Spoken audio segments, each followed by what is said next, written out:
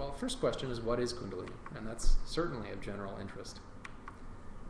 Kundalini, very deep question too, because it has many layers of truth about it. On the biological level, Kundalini is a response of the nerves and the endocrine system. The energy that's referred to as Kundalini energy, the particular kind of electrical response through the nervous and endocrine systems, begins typically in the lower areas of the torso and in some cases in the legs. And it feels something like an electrical current running through the body. Not just little jolts, but ripples, rumblings, kind of like, peals of thunder, but experienced as feeling. Most people have experienced little tiny bits of this if they've experienced a very powerful orgasm, or if they've been urinating and they cut off the stream of urine using the muscles of the pelvic floor, and they feel a little jolt go up their nerves, either up through their spine or up through the vagus nerves that go through the central core of the body. Those are tiny, tiny little examples of the Kundalini response. Basically, it's kind of like turning on a little flashbulb light as opposed to turning on the city lights. That same response, however, can be fostered and expanded and moved through the whole body so that it's experienced not as a particularly sexual response, but as a full response that has a whole spectrum of different experiences connected to it because of all of the different brain connections, all of the different endocrine gland connections, and all of the emotions that are connected to each of those in turn. So a whole spectrum of emotional feelings, sensory responses, all sorts of things begin to open up if Kundalini is guided through the whole body and steadily amplified. And the way to do that, so as not to imbalance the body, is what many of these traditional and more recent Kundalini methods are focused on.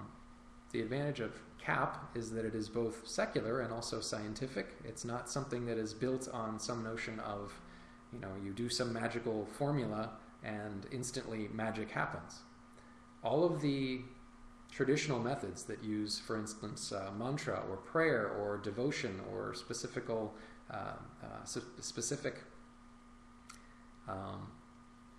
religious practices work because of what those practices do to the hormones in the body, or what the sound, the resonance of the music or the mantra or the prayer that is being used does to the nervous system of the body.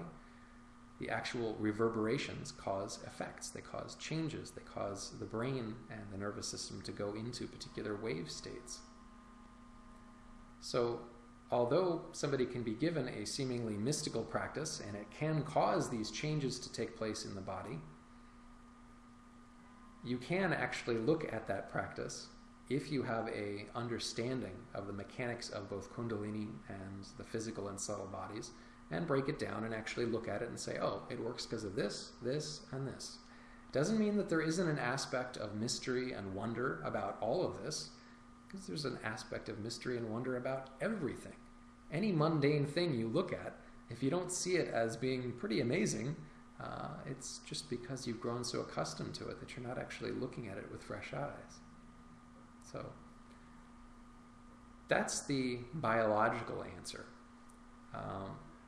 The spiritual answer is that because of all of the shifts that take place in your physical body, or if you're using a Chinese medical model or a yogic model, the shifts that take place in the subtle body, the meridians, the chakras, etc., you become much more aware and open to a lot more levels of awareness. Different emotions that you may not have experienced fully before open out. Subtle awarenesses of things that do not have subtle reality and yet are experienced by everybody who's gone through this Kundalini experience, somewhat subjectively, but they're all still experiencing it in more or less the same way. It is possible, just through the cultivation of breath, prana or chi, prana being vital energy from the breath, to start experiencing some of those things. And so people often get confused as to what is an effect of Kundalini or what's an effect of chi practices or prana practices. Just doing deep breathing alone causes profound changes in the human physiology and in the human consciousness. But Kundalini is experienced a little bit differently from prana or chi. The experiences that have been labeled prana or chi or ki or ruach, those particular models, that these are names that have been given to an experience that practitioners go through. Typically, those things are experienced as a slow-moving, tingling, almost fluid sensation going through the body. There are some exceptions, some more faster-moving signals that go through the body that may have more heat to them. But it's a little bit different from Kundalini, which is usually experienced as a much more electrically alive sensation that moves much more rapidly through the body, instantaneously, just like electricity seems to. The less resistance there is in the body, the faster the signal moves. And it moves as a constant trembling current, a divine vibration, if you're really opening yourself up, on the level of embracing it with the heart area, the thymus, with the pituitary, the pineal glands, etc.